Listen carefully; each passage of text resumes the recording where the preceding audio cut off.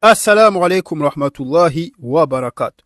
Bienvenue sur 12 imams Ahl al-Bayt TV, la chaîne d'Al-Mahdi.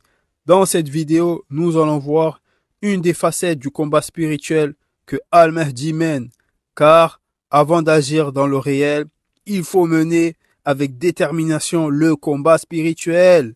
Jihad nefs, et quand un serviteur d'Allah est sur le bon chemin, la voie blanche, Iblis et ses alliés djinns humains mettront tout en œuvre pour le détourner du droit chemin.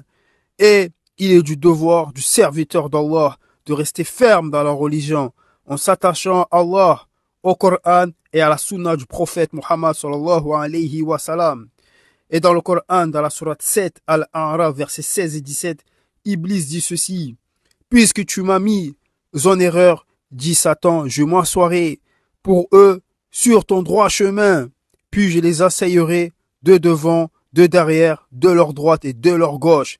Et pour la plupart, tu ne trouveras pas reconnaissant.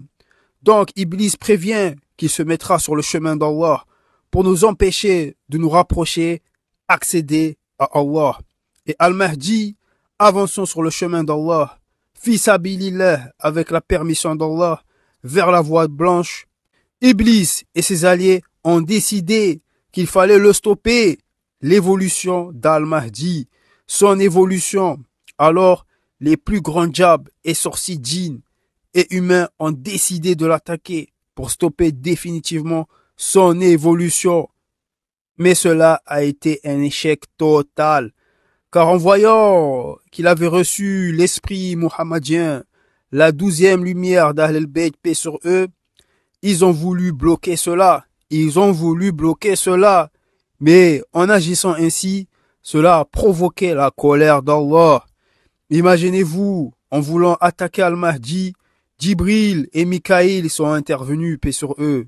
Et évidemment, le prophète Muhammad sallallahu alayhi wa sallam et l'imam Ali alayhi salam sont aussi intervenus. Et les prophètes Moussa alayhi salam, le prophète Isa alayhi salam, le prophète Ibrahim alayhi salam, le prophète Nuh alayhi salam, le prophète Adam alayhi salam, le prophète Youssouf alayhi salam, le prophète Idris alayhi salam, et sans oublier Saïda Maryam et Saïda Fatimat Az-Zahra alayhi salam, alayhum salam, paix sur eux. Sur eux tous sont aussi intervenus, alhamdulillah, ainsi que l'archange Israfil alayhi salam. Regardez comment c'est impressionnant, mashallah, alhamdulillah. Allah dit dans un hadith: celui qui déclare la guerre à un de mes walis saints, je lui déclare la guerre. Et ça a été le cas. Ce n'est pas contre Al-Mahdi qu'ils ont déclaré la guerre, mais contre Allah et ses anges. Donc, nous constatons que Al-Mahdi est ultra protégé et Iblis et ses alliés ne peuvent rien contre lui, alhamdulillah.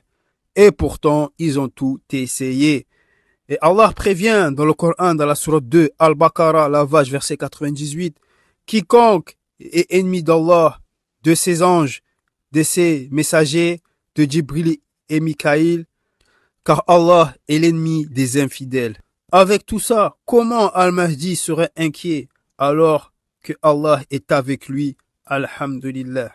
Et aujourd'hui, les attaques sur Al-Mahdi, des diables et sorciers ont eu l'effet d'un boomerang et la lumière d'Al-Mahdi préservée, alhamdulillah. On voit l'importance de placer sa confiance en Allah. Dans cette guerre, il y avait carrément Iblis. Et même lui ne peut rien contre Al-Mahdi, alhamdulillah. Car Al-Mahdi fait partie des ibad al-mukhlasin, les serviteurs sincères, alhamdulillah. Iblis lui-même dit qu'il peut rien contre cette catégorie de serviteurs d'Allah. Dans la sourate 15, Al-Hijj, verset 40. Donc, mes frères et sœurs, travaillez votre sincérité. Travaillez votre sincérité envers Allah. Soyez sincères envers lui, car c'est la clé pour se rapprocher d'Allah. Et ce qui a fait aussi la différence dans ce combat, c'est être attaché à la parole d'Allah, l'esprit de la parole, l'épée tranchante de la parole. Et pour ça, il faut s'attacher au dhikrullah, la récitation du Coran, et les diables et les sorciers ne pourront rien contre vous Inch'Allah, bi'idnillah. Et je vous dis à la prochaine vidéo, Inch'Allah.